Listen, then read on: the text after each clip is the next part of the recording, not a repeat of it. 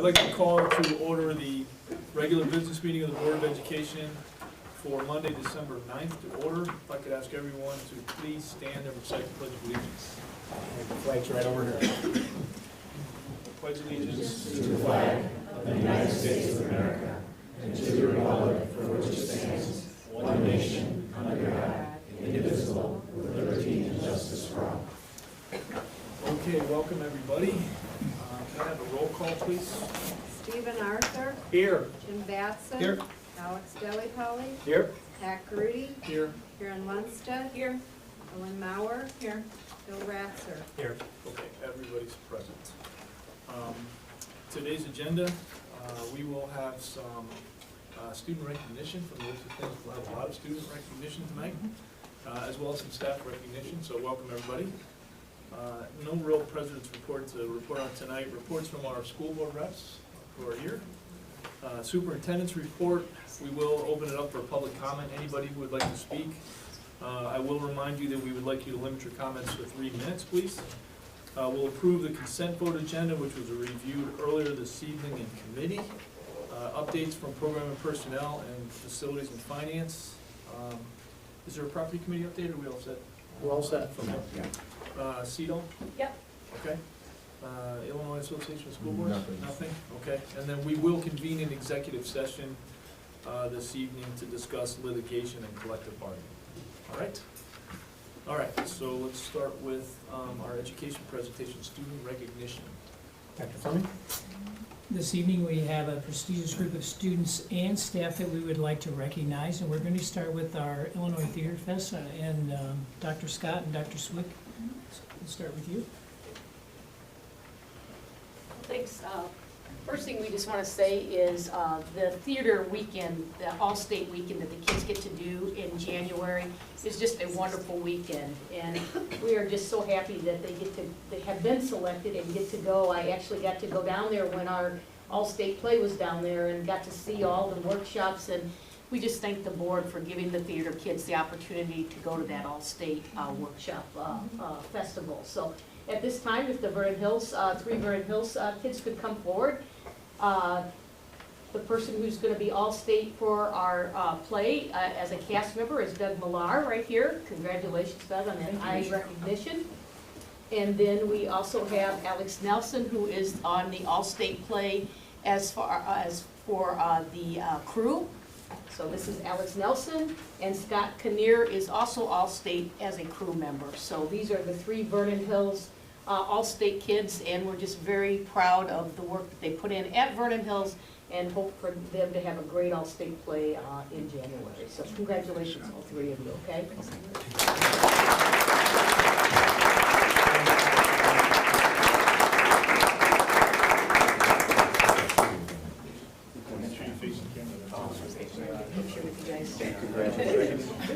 Oh, the photographer was over. Okay.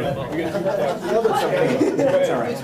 That's all right, we're Yeah, good. picture in here. We just all have to adjust a little bit, okay?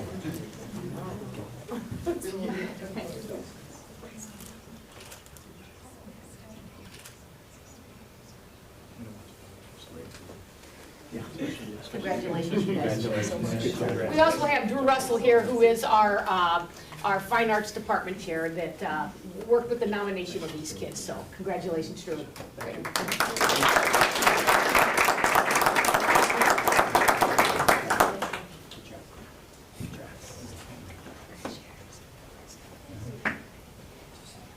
of the cool things about the theater festival and all-state plays, it gives our 2 schools the opportunity to work together. So I'm going to introduce our Fine Arts Chair, Dustin Halvey, and he's going to introduce our young lady who is part of that. Just to piggyback on what Dr. Zwick said, the Illinois Theater Festival is the world's largest and oldest non-competitive theater festival in the world. So it's a pretty cool thing that we have here in Illinois. And in addition to the workshops that Dr. Zwick had mentioned, there are only over 25 student productions that students get to view. So it's really quite an honor when these students get a chance to audition or to apply to be production company members of the production. So without further ado, I'd like to introduce Hannah Anderson, who is our crew member for the production Grapes of Wrath.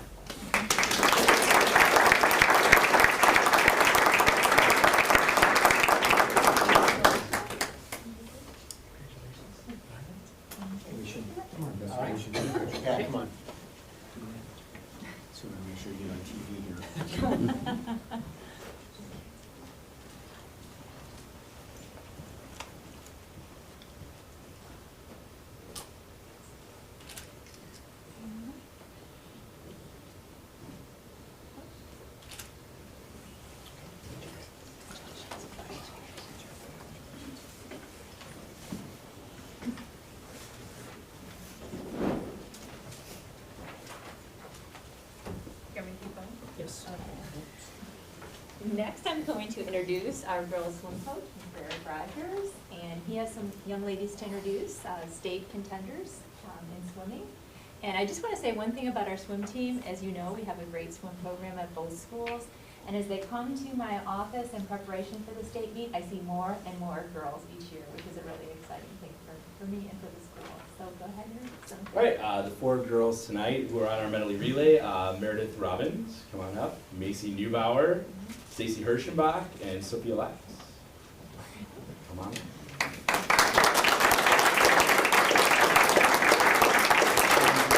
So just a quick word about the relay to put into context what they did in the last 20 years.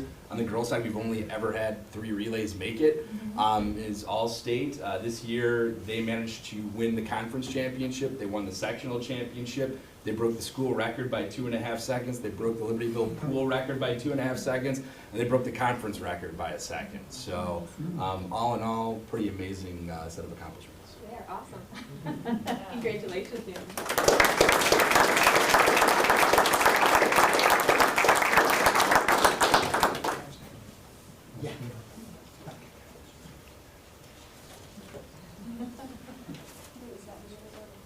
You were listening. Step up a little bit and kind of face the camera over there, we'll do a little group picture. Should we hold it? There we go. And everybody up? It's your day.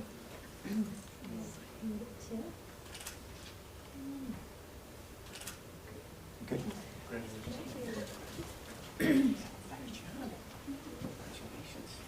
Excellent, excellent. It's because you have a great principal. Then we have staff recognition that Dr. Lee is going to introduce. Okay, we have some very exciting news tonight. We're very excited to share some awesome news with you from the National Board for Professional Teaching Standards. We have received notification that 4 additional District 128 teachers have met the challenging and rigorous requirements to earn National Board certification. When the District 128 Board and Administration initially worked with our union to negotiate National Board certification incentive language into the collective bargaining agreement 7 years ago, we had 2 National Board certified teachers, one of which is here tonight. The 4 new NBC teachers join our 16 current NBC teachers to raise the District 128 total to 20 nationally board certified teachers. With that said, on behalf of the Board of Education, District and Building Administration, and the entire District 128 family, we extend a very special appreciation, congratulations, and thanks to our 4 new D128 teachers who have earned this important distinction. This distinct achievement is a testament to the Herculean efforts of the teachers involved in the NBC process. They're probably smiling right now because it is truly Herculean. In addition, it is a testament to the caring and skilled leadership and mentoring work of Brian Twiddell and Paul Reeve with the NBC cohort group. So special appreciation and thanks to Brian and Paul for their guidance as well. And now to introduce our 4 new nationally board certified teachers is Dr. Al Fleming, Associate Superintendent, and we would ask Dr. Swick and Dr. Scott to step forward as well to congratulate our newly certified, nationally board certified teachers. So would Alyssa Clark, Karen LeMaestro, Ann Singleton, and Jay Waldron please step forward? And I think Brian, special recognition to Brian, would you please come forward too?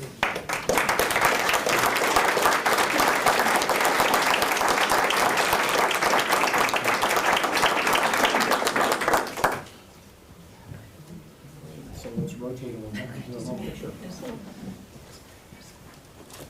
Ellen, come on. Marina. Ellen, you want to come on in? Can they see you? Can you see everyone, Mary?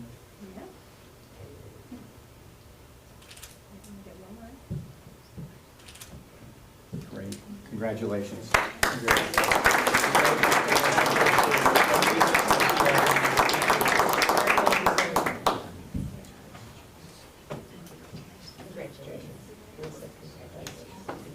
Will you please come in tonight?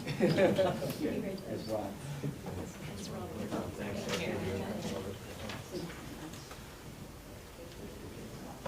And that concludes our educational presentation.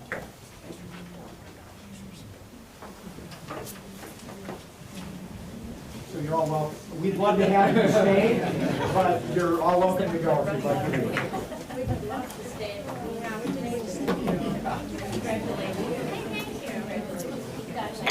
All right, so that was exciting. Some academic achievements, some athletic achievements, some fine arts achievements.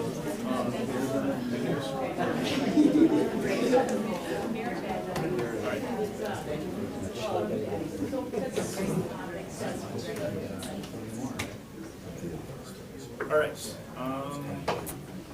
As I said, nothing on the president's report. Reports from the student school board representatives. Katie, how would you like to go first? So at Vernon Hills, we have our variety show going on Thursday of this week. All proceeds are going to go to Cove, thanks to student council for that. And then our Cove Care Packages service project for this year concludes on Wednesday, where we're going to send a shoebox of supplies to every kid at our sister school in Uganda. Intramural basketball kicked off. That's going pretty well. This past weekend, there was a JSA conference, the Junior State of America Debate Club. Students from Vernon Hills were facilitators, moderators, and award-winning speakers. There were several athletic signings, Nick Newman for baseball, and then Sydney Smith and Lauren Webb for basketball. The Vernon Hills Chamber Choir has a lot of holiday engagements, and they're performing. They performed at Mariano's, and they'll be performing for the Lake Forest Police Department. Very good, thanks. Good. For Libertyville, we have a lot of, should I stand or? No, you can Oh, that's say- okay, you're fine. All right, sorry. So there are a lot of academic clubs going on right now. We talked about Mata UN recently. They had our next conference for Mata UN is in January, but debate, we just had a tournament on Saturday, and we had a student get first place for varsity Lincoln Douglas debate, and second place for junior varsity Lincoln Douglas debate. So that's really big deal. It's really cool. WISE, Worldwide Youth in Science and Engineering. We had an OP Science Conference in Milwaukee at MSOE. We got second place as a team and had a lot of top individual scores there. So our WISE team's always good. We won nationals a couple of years ago, so it's a good showing from them. And then in terms of athletics, basketball got off to a 5-0 start, which is a lot better than the, I think, 6 wins we had all of last year. We're very good. We have a game against Stevenson on Wednesday, which is a little bit like basketball in there. Stevenson's really good. They have a point guard who's best point guard in the nation for his age group, so he's going to be in like the NBA. So it's going to be a big game. There's a lot of incentives that are bringing up for the students to go to this game, like steak and shakes for students. So hopefully we get a lot of support behind our basketball team. I know I'm going to go because those games are always fun. We saw girls swimming, had a successful run at state, and then our winter play is set as a play called Owl Wilderness. I'm not quite familiar with it, but I always go see the play, so I'm going to go see it, and hopefully it's good. Yeah, just adding on to that, December is in full swing. Every Friday we have Hot Chocolate Fridays and like make everybody's week easily. Wish is also going on, so I think next week we'll be purchasing the gifts, or I think some classes already have purchasing the gifts for their families, and the Wish dinner is coming up. Band just recently had a very successful band concert, and then choir has their holiday festival on Tuesday and Wednesday of this week. I think I was on campus on a Tuesday, and there was hot chocolate on Tuesday too, so. I guess Yeah, that's for the could be Wish. hot Yeah, chocolate. no, all these, Something. all these Just classes for are you. always, they're always selling something.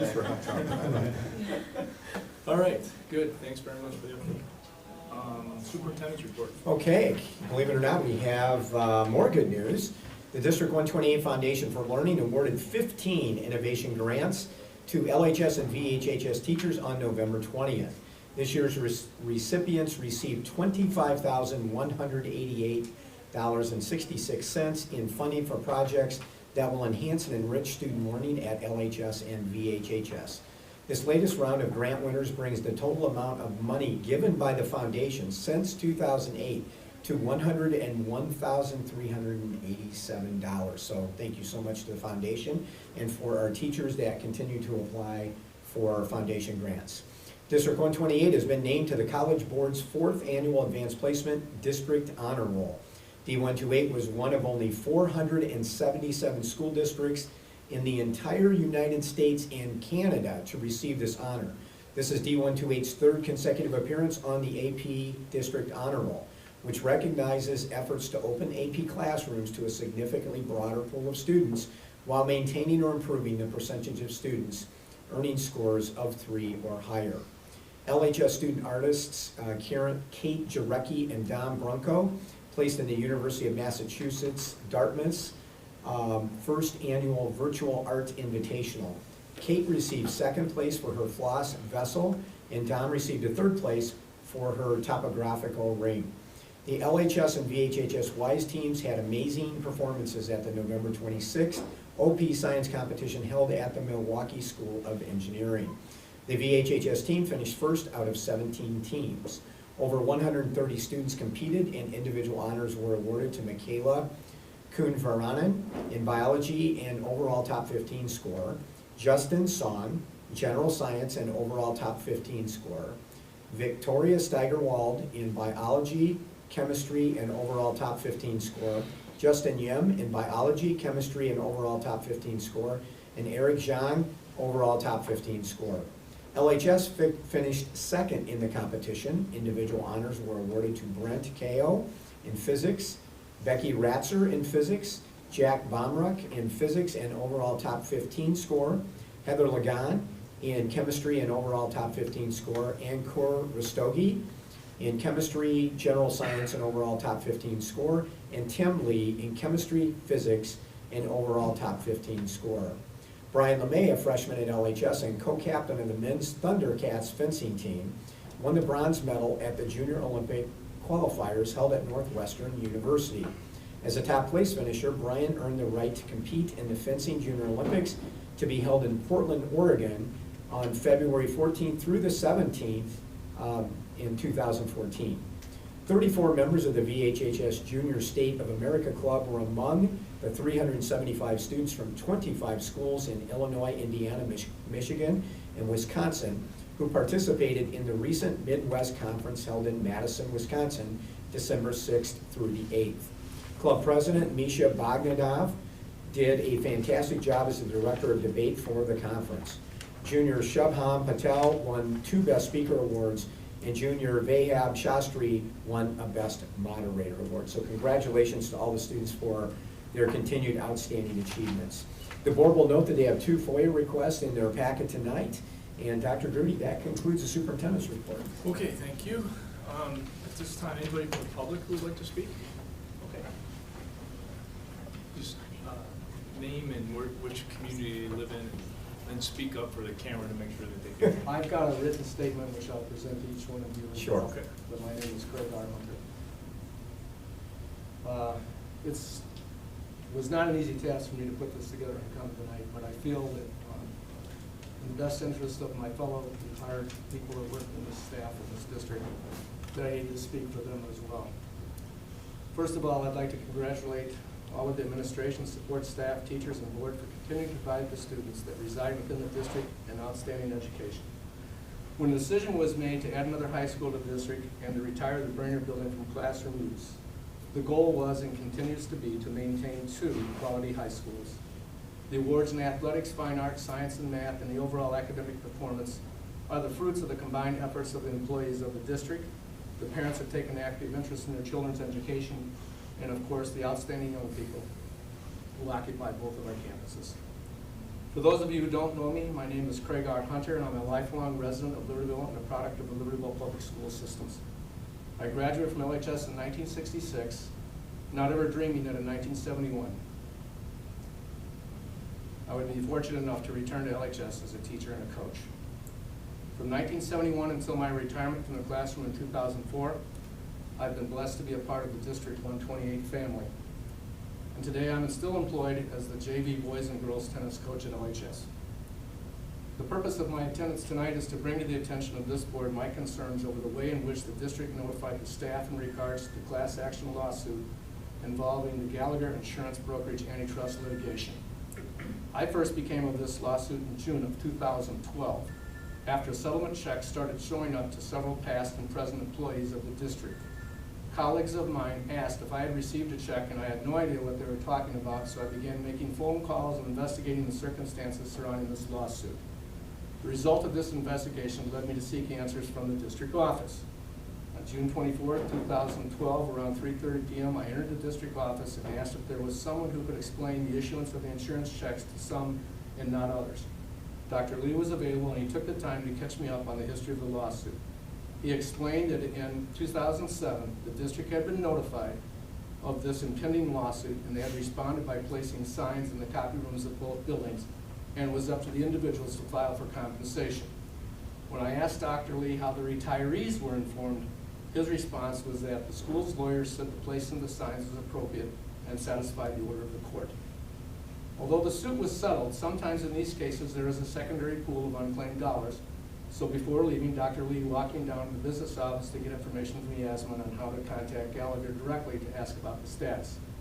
Yasmin provided me with the information to check on this. I called the next day and was told that all funds had been distributed and that the case was closed. I asked the representative how clients that had retired from the respective districts had been notified. He would only repeat the case was closed. Over the past month, I've continued to dig for answers to try to establish a timeline of events. I continued calling fellow retirees and seeking out current employees as to whether or not they were aware of this lawsuit. I personally spoke with 12 employees who received compensation and 13 that did not. I compiled a list of teachers and staff that retired in each year covering the lawsuit from 1996 through 2006. People that retired in 2006 would have been covered up to December of 2005.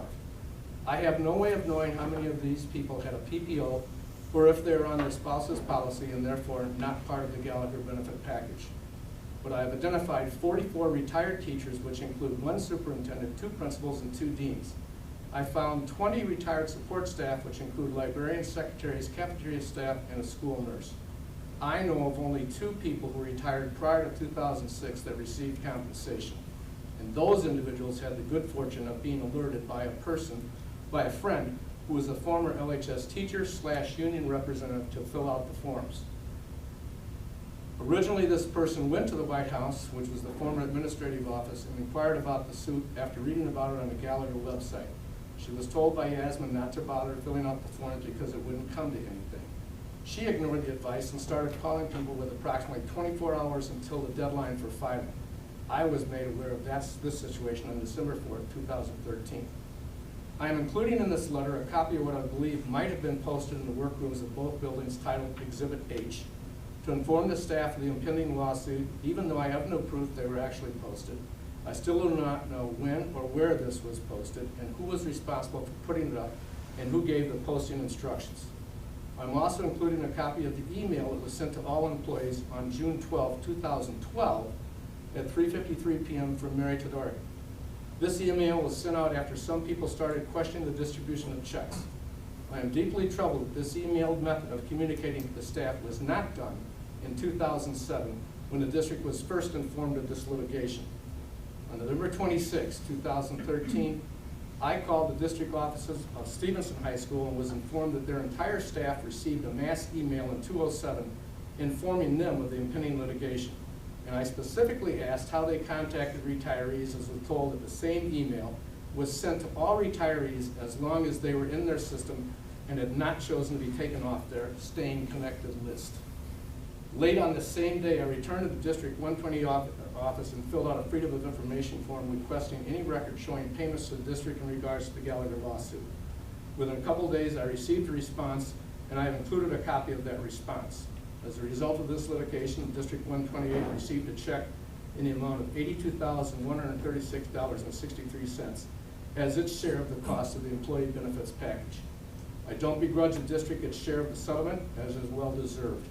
What I strongly object to is the fact that the administration did not use the same due diligence to inform everyone of the lawsuit as they did after the questions arose.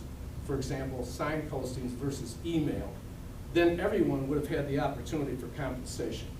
The decision to file a claim rested solely on the individual, as the email stated, and District 128 was not required to provide the names of its employees to the court. While the administration feels that they followed the letter of the law, I believe that their lack of attention to retired and current employees violated the spirit of the law. Personal notification to all would have at least demonstrated that the District 128 was truly interested in alerting its family as to the compensation that was available to all that were harmed. how hard would it have been to send out a mass email, or at the very least, notify the building principals, who in turn could have distributed this information to the various department chairmen, and in turn pass this on to the staff? This information should also have been directed to the union reps in each building. The idea of staying connected did not work in this case, and the small number of people that actually received compensation is proof of the half-hearted attempt by the district office to notify its personnel. Was it the administration's expectation that retired employees would, for some reason, return and enter the area where the signs were posted?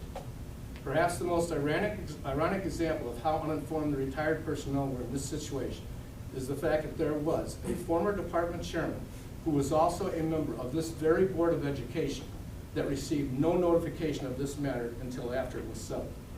I have no way of knowing if this matter is due to incompetence, negligence, or whether it was intentional, but I feel this information needed to be shared with this board. You can feel free to contact me for any information that I have collected. Thank you. I have a copy for you.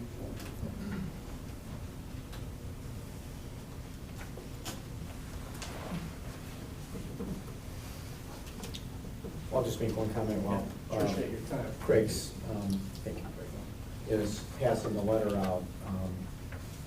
And I would say, and Craig, I believe I said to you, and I also said to Judy when I had a conversation with her about this on the backside when we did fact-finding on this, that if we rewound the tape and we did this over, then we would certainly do what you've suggested, and that is email, to our best attempt, to email everyone either through Staying Connected or whatever means that we had to contact people on behalf of the district. And given the technology that we had today and the way we use it, that is, certainly in the realm of possibility. So on behalf of the district, I think I would say again that, as I said to you that day, the timeline, to my knowledge, had passed at the time that we talked, and I will apologize on behalf of the entire district that we didn't do that.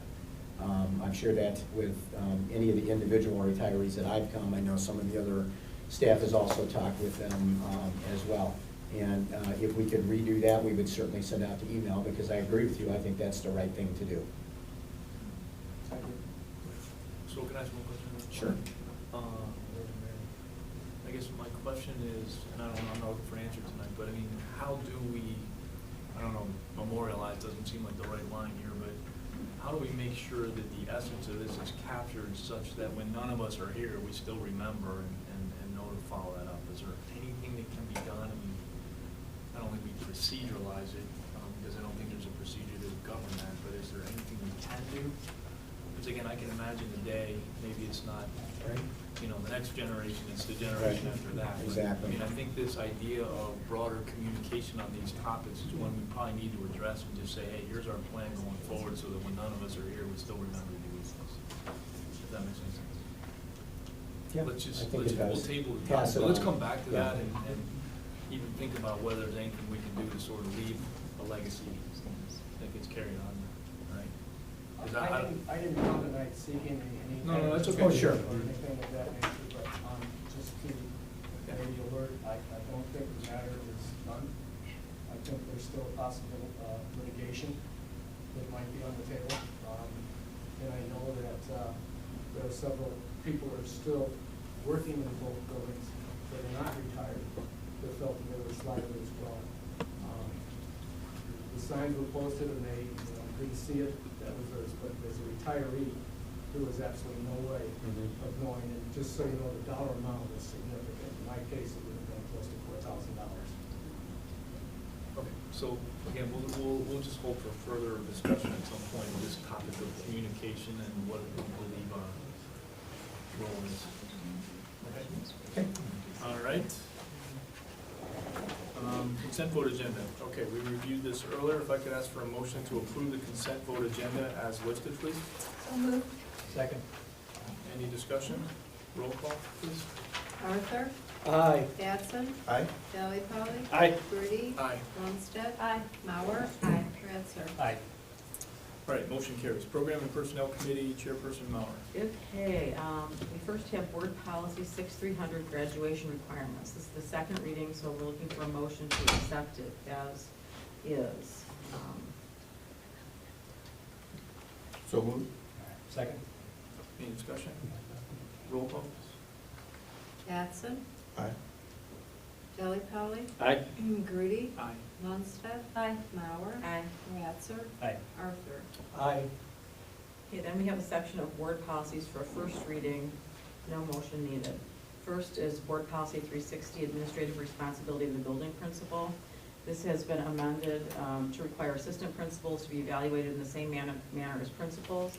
It articulates the new reporting requirements that have been made law by the Firearm Concealed Carry Act. The next policy is Policy 4100, Insurance Management, and that mandates catastrophic insurance to benefit student athletes who sustain an accidental injury in an IHSA school event for medical expenses in excess of $50,000. I just want to note that we've been doing that all along. However, now it's a part of our policy as well, or will be when we approve this next time. Next, we have 550, Drug and Alcohol-Free Workplace. It adds to the list of activities prohibited of employees to include possession, use, or being under the influence of medical cannabis. Then we have Policy 590, Abused and Neglected Child Reporting. This mandates reporting of any, the addition is mandating the reporting of any hazing instances, and it requires the training for relevant staff members on abused and neglected children. So that would be any volunteer coaches or people like that. Next, we have 6250, Community Resource Persons and Volunteers. That adds voluntary coaches to the mandatory hazing requirement articulated in Policy 590, the one that we previously talked about.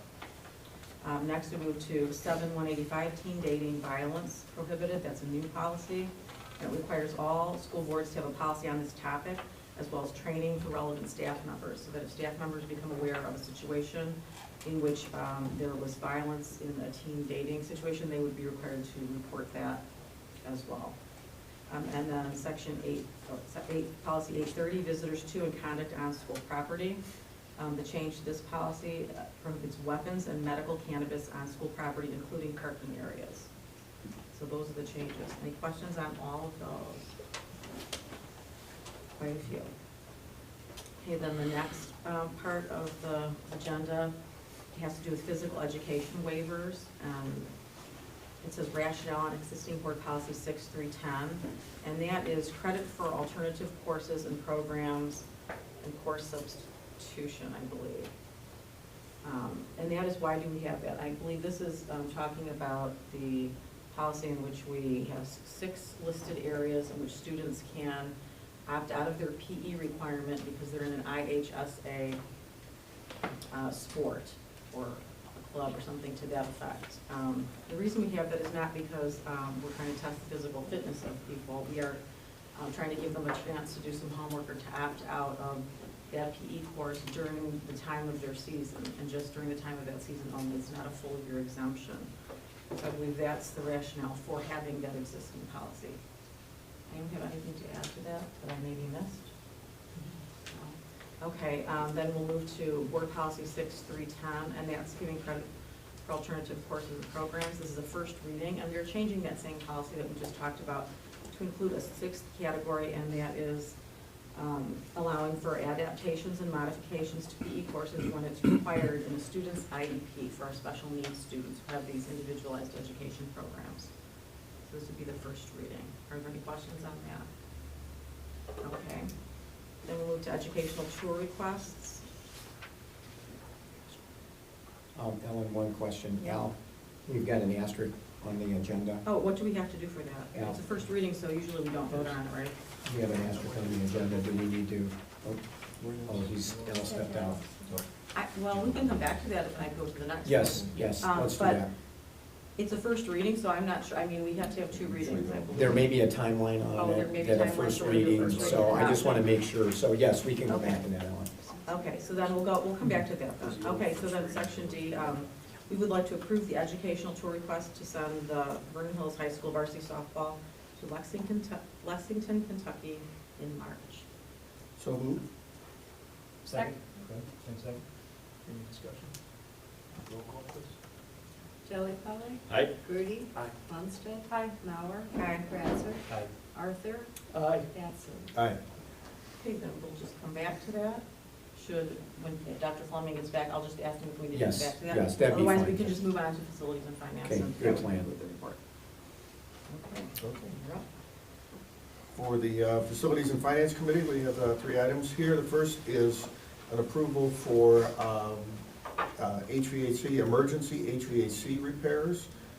Per the state code, the district has the ability to make specific repairs without pre-approving the amount, the specific amount, so this gives the administration the ability to make those repairs as necessary, and I believe a lot of this work is happening over the break. It's the emergency repairs that we need to do. Basically, it is asking your permission to move forward with the emergency repairs we need to make at Libertyville High School to address the water situation and the fact that we're doing it so that we can address the situation right away. Yeah, okay. So we need a motion in a second. I make a motion that we approve the emergency HVAC repairs at Libertyville High School. Second. Any discussion? Okay, roll call. Lundstedt. Aye. Mauer. Aye. Ratzer. Aye. Arthur. Aye. Batson. Aye. Delli Polly. Aye. Grudy. Okay, second item is some flood remediation work to be taken care of at LHS. Any comments on that? Yeah, you received 5 bids, of which 3 were actual general contractor bids. 2 were withdrawn because they were just plumbing companies that were bidding. And I'd like the board to accept the bid from Stuckey Construction Company of Waukegan for the base bid in the amount of $604,000 and the alternate bid number 1 in the amount of $46,000. And that would repair the ramp and drain tile replacement around the building and repair the retaining wall cracks that are by the loading docks. Included in this amount is $60,000 worth of contingency, so that cost may come down. And that's the lowest responsible bidder, if you will. If you for accept, both- if for you both accept the parts, alternate bid, right? Work will commence the Monday after the students leave for winter break. And this is, just as a refresher, this is to repair some significant damage that took place. On during April the flood. 16th, in the basement of Libertyville High School, the sub-basement, it is to, basically to jackhammer all of the flooring, to then remove that because there's no way to get to that basement, so it's all manual work, to replace the flooring, also to do a drain tile in the interior around the sub-basement, to do 2 ejector pumps, and to get the water outside of the basement, out to the, out off the property. Also to cement and abandon the 1 drain sewer pipe that we have in there to make sure that water never comes in there again. And then in summertime, we will address the alley and the boiler room problem with also some ejector pumps and so forth. That was a big mess. Yeah, I guess it was. All right. We have a motion in a second. I move to accept the bid from the Stuckey Construction Company in the amount just to remediate the LHS flooding. Second. Any comments, questions from the board? Okay. The roll call. Mauer. Aye. Ratzer. Aye. Arthur. Aye. Batson. Aye. Delli Polly. Aye. Grudy. Aye. Lundstedt. Aye. And the last item on Facilities and Finance is the bills payable for December 31st. Since we won't have a board meeting later in the month, this is early in the month. This covers the bills that will be payable through the remainder of the month. So, any other further comment? That was just to This was discussed pay in the the committee. bills during the balance of this Yeah. month, so that we can pay them by June 30th. Sorry, December 31st. Because we don't have another board meeting. We do not have a board meeting till Yes. January 21. I make a motion that we approve, that we allow the payment of bills and get the paperwork afterward. until December 31st. Second? And a roll call, please. Ratzer. Aye. Arthur. Aye. Batson. Aye. Delli Polly. Aye. Grudy. Aye. Lundstedt. Mauer. Aye. And that concludes the facilities and finance. Did we need to? We don't need to go back, it was Okay. just a typo, we don't. And the asterisk, the typo, we don't need to vote on it. All right, good. Dr. All Grudy, right, back to you. nothing property, no CEDO. CEDAW did have its quarterly governing board meeting last week. However, a quorum was not present, so we weren't able to take any action on any kind of business. However, they did give us an update on the ongoing discussions between the districts that are petitioning to leave CEDAW and the CEDAW board and trying to protect the integrity of CEDAW. So it's, I have copies you guys can have of where they're at, but they're certainly in the middle of negotiations back and forth since October, and consider, that will continue on for a bit. So we'll give you updates as they come in, but they're not at a place where they agree yet, so. All right, good. Nothing from the Illinois Association of School Boards, right, Jen? Not tonight. All right, and then that's it. So we're gonna convene an executive session this evening. Two agenda topics. One is pending or possible litigation, and the second is collective bargaining. The first one being 5 ILCS 120/2C11, and the second from the Illinois School Code Section 120/2C2.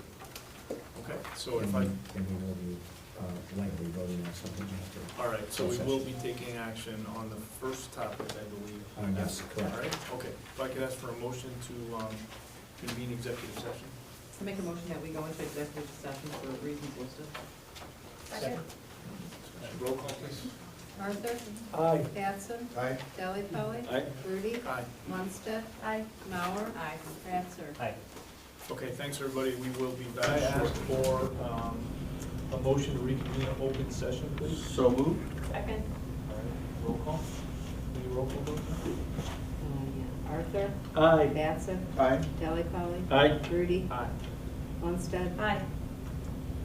Ratzer. Aye. All right, motion carries. We're back in open session. All right, so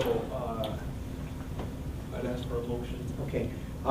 Administration, after review with legal counsel and the other districts affected by the Lancaster detachment lawsuit, would recommend that we continue the lawsuit into the appeal phase, and that we appeal the decision of the circuit court in that case.